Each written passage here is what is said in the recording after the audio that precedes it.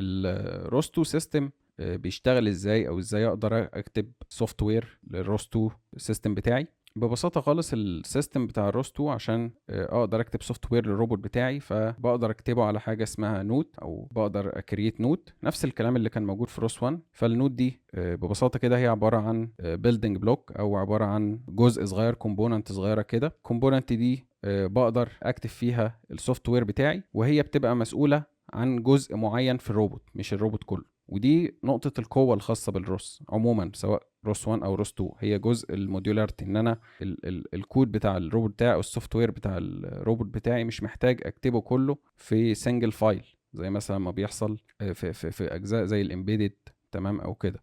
لا، انا اقدر اقسم السوفت وير بتاعي لسيبريت موديولز، كل موديول اندبندنت شغال لوحده، او سيمي اندبندنت يعني. طبعا بيبقى فيه ممكن يبقى هو ديبندنت على موديول تاني يشتغل، بس هو ممكن برضو يبقى شغال اندبندنت. فالموديولز دي ببدأ اعملها، تمام، وابدا اربطها ببعض، اخليها تعمل كوميونيكيشن بينها وبين بعضها، تبعت مسجز، فبحيث ان انا لو حصل مشكله في موديول من دول سهل جدا ان انا احلها او اعمل لها ديباجنج، عن ان انا يبقى السوفت وير بتاعي كله مكتوب في فايل واحد او سنجل موديول، حتى لو مش فايل بمعنى فايل يعني، حتى لو فايل بمعنى موديول، ان هو كله بيرن مع بعض يعني. احنا حتى في embedded systems احنا ممكن نقسم الكود بتاعنا الهيدر فايلز، او نقسمه لكذا فايل، بس في الاخر انت عشان تران الكلام ده انت هتعمل له اكسكيوشن في الاخر مع بعضه، يعني لو في مشكله في فايل منهم هيسمع في الباقي. لكن المشكله دي مش موجوده في الروس سيستم، لان كل موديول بيتعمل له اكسكيوشن وبيشتغل لوحده، وهو بقى معمول له اكسكيوشن لو بيعتمد على نود تانية او موديول تاني شغال. دي جزء تاني، ان هو محتاج مثلا ياخد داتا من نود تانية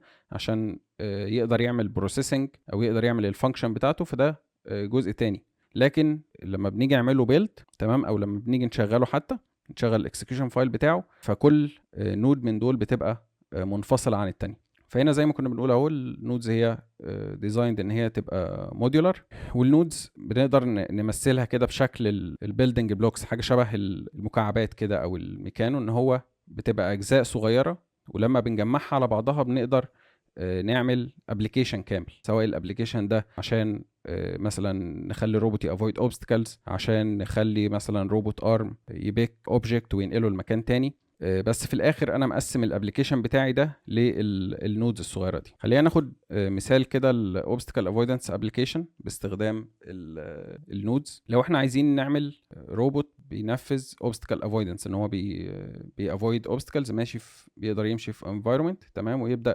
يافويد الاوبستكلز اللي حواليه. فاول حاجه في السيستم بتاعنا ده محتاجين الانبوت بتاعنا. في الحاله دي احنا هنستخدم طبعا سنسور. انا في الحاله دي هستخدم لايدر سنسور، فانا هيبقى عندي موديول منفصل او نود منفصله خاصه باللايدر سنسور، هي اللي بتران درايفرز بتاعت السنسور ده، وتقدر تعمل كوميونيكيشن معاه وتجيب لي الداتا بتاعه اللايدر سنسور ده جاهزه. بقى كده دي الانبوتس بتاعه الابلكيشن بتاعي. بعد كده انا محتاج اعمل بروسيسنج على الداتا دي. اللايدر سنسور ده اللي ما يعرفش يعني، اللايدر سنسور هو بيطلع زي بيمز كده، تمام. البيمز دي بقدر اعرف منها لو في اوبستكل قدامي ولا لا، تمام. طبعا في انواع كتيره من اللايدر، في 2 دي 3 دي لايدرز بتقدر يبقى فيها سنجل بوينت، وفي 360 يعني بتشوف 360 درجه. فهو سنسور مشهور جدا في الروبوتكس يعني، بيستخدم في الاسلام والنافيجيشن وكده. فزي ما كنا بنقول الانبوت نود دي، او النود اللي هي الخاصه باللايدر سنسور نود دي، هي اللي بتشغل الدرايفرز بتاعت السنسور، او هي اللي بتتعامل مع الهاردوير اللي هو السنسور، وتجيب الداتا الخاصه بالانفايرمنت بتاعتي او الاوبستكلز المحيطه بالروبوت. الداتا اللي طالعه من النود دي بتتبعت على نود تانية اللي هي البروسيسنج نود الخاصه بالاوبستكل افويدنس، تمام.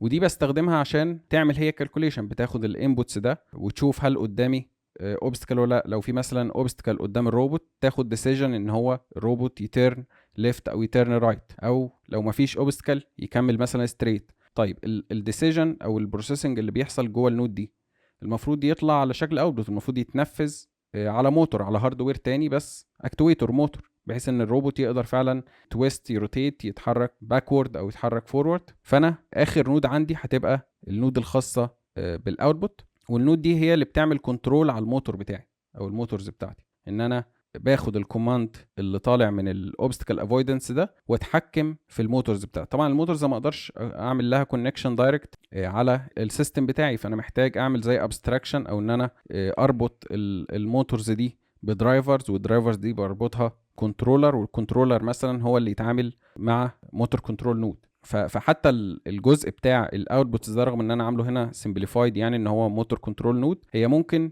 تتقسم لكذا نود تانية. ممكن كل نود من دول تبدأ تتقسم لنودز تانية اصغر منها على حسب الكومبلكسيتي بتاعه البروجكت بتاعي. حابب اوضح ده برضو عشان الناس ما تربطش ان في حاجه ثابته في السيستم، ان هو زي مثلا ان الاوبستكل افويدنس نود يبقى هي لازم تتعمل في نود واحده. لا، ممكن تبقى نود بتكالكوليت حاجه معينه، ونود تانية بتاخد الاوتبوت من النود دي وتعمل كالكوليشنز تانية. تمام. ممكن الجزء بتاع الكنترول ده يبقى فيه جزء مربوط اكتر بالهاردوير، مثلا تبقى فيه نود تانية شغاله على مايكرو كنترولر، والنود بتاعه الموتور كنترول نود دي بتنتراكت معاها. تمام. فممكن السيستم بتاعي اقسمه لعدد نودز اكبر من كده، بس انا هنا عامله بالشكل ده ك 3 نودز عشان يبقى سمبليفايد، يعني بحيث ان انا اقلل الكومبلكسيتي بتاع السيستم بتاعي واخليه موديولار. لان انا كل ما كترت نودز، النودز دي انا ممكن ارجع استخدمها بعد كده، يبقى النودز دي ريوزابل.